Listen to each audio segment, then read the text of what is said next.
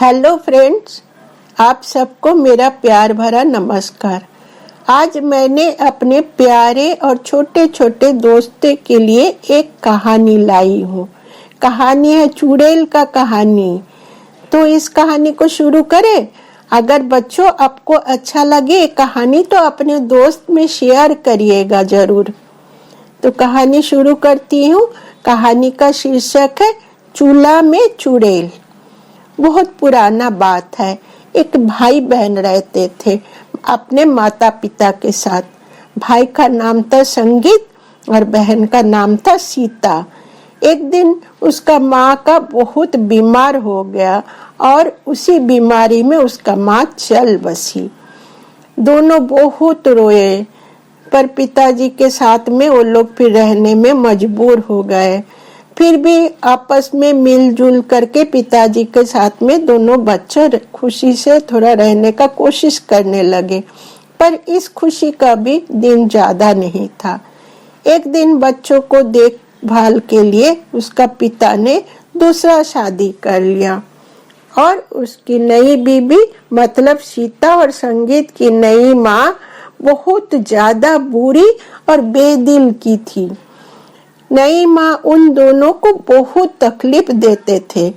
ठीक से खाना भी नहीं खाने देते थे। हमेशा वो लोग को प्रताड़ित करते रहते थे, बहुत काम करवाते थे और अपने दिन भर सोए रहते थे। एक बार उसने अपने पति से कहा कि उसे अपने दोनों बच्चों को जंगल में छोड़ देना चाहिए, क्योंकि उनके पास में इतना पैसा नहीं है कि दोनों बच्चों को वो लोग खिला सके।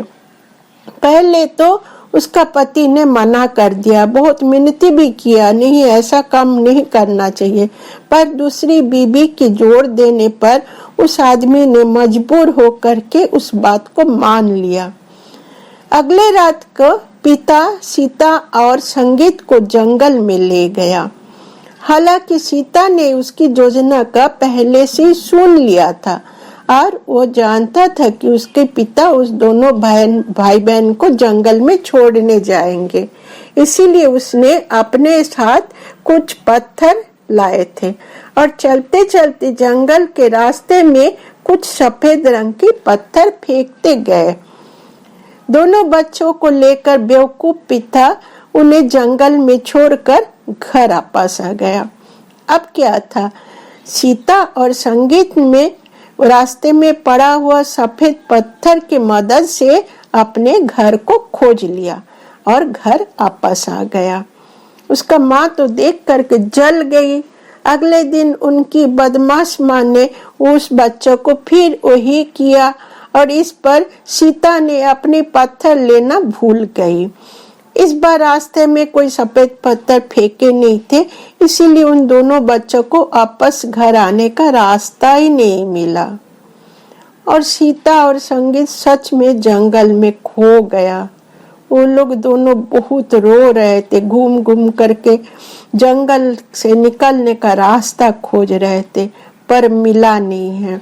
दोनों भाई बहन अकेले चलते चलते थक चुके थे, पर दोनों को बड़ी भूख भी लगा था। कुछ देर के बाद अचानक दोनों को जंगल में एक सुंदर से घर दिखाई दिया और जब घर के पास गया तो देखा घर तो चॉकलेट का बना हुआ है। दोनों बहुत भूखा था तो चॉकलेट देखकर दोनों खुशी से उस पर टूट पड़े और चॉकलेट खाने लगे। इतने में वहाँ एक बूढ़ी से दादी आई और उसने कहा कि हम आप दोनों बच्चों को बहुत प्यार से इस घर में रखेंगे और आप दोनों का ख्याल भी रखेंगे। अब सीता और संगीत खुशी खुशी उस दादी के साथ रहने लगे।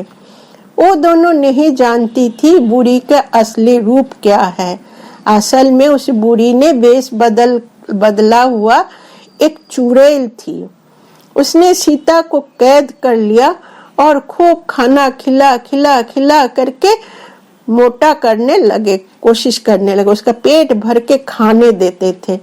एक शैतानी चुड़ैल संगीत से घर कभी काम करने के लिए कहता तो कभी बाहर जाने के लिए कहता और सीता को बहुत ज्यादा खाना खिलाने इसलिए लगा कि वो जल्दी मोटा हो जाए। एक दिन उस चुड़ैल ने सोचा कि वो आज सीता को खा लेगी और उसने संगीत को चूल्हा घड़ी में एक चूल्हा में आग जलाने के लिए कहा। संगीत उम्र में बड़ा था, अब इसलिए उसे सब समझ में आ गया कि बूढ़ी दादी उसको क्यों घर में चूल्हा जलाने बोल रही। अब तो उसके पास कुछ समय भी नहीं था और अपना बहन को बचाना भी था। संगीत को अपना छोटा बहन की जान बचाने के लिए जल्दी कुछ सोचना था और उसने अचानक उसके दिमाग में एक धक्कर से आइडिया आया। संगीत ने सारा लकड़ी को एक साथ करके चूल्हा में जला दिया। आग जब जल करके धधकने लगा तब चुड़ैल से आग का गर्मी चेक करने के लिए बोला, दादी आप इस चूल्हा का आग का जलावन थोड़ा चेक कर लीजिए, इसका आग का लौ ठीक है कि नहीं। जब वो दादी बना शैतान चुड़ैल आग की लौ चेक करने लगी तो संगीत ने उसी आग में उसको धक्का दे दिया और एक बड़ा सा लकड़ी लेके चुड़ैल को आग में ही खूब पीटने भी लगा और रोक के भी रखा आग में। चुड़ैल तो छटपटा कर उसी आग में जल के खाक हो गई और ऐसे में संगीत ने अपना छोटा बहन को बचा लिया।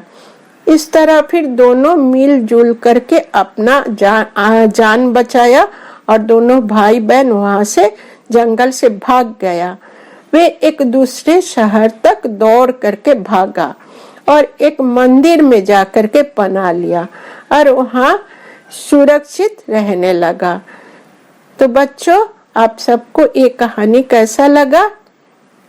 अगर कहानी अच्छा लगा तो अपने दोस्त के साथ शेयर करिएगा और मेरे साथ बने रहिएगा। आप सबको ढेर सारा प्यार मेरे तरफ से। धन्यवाद।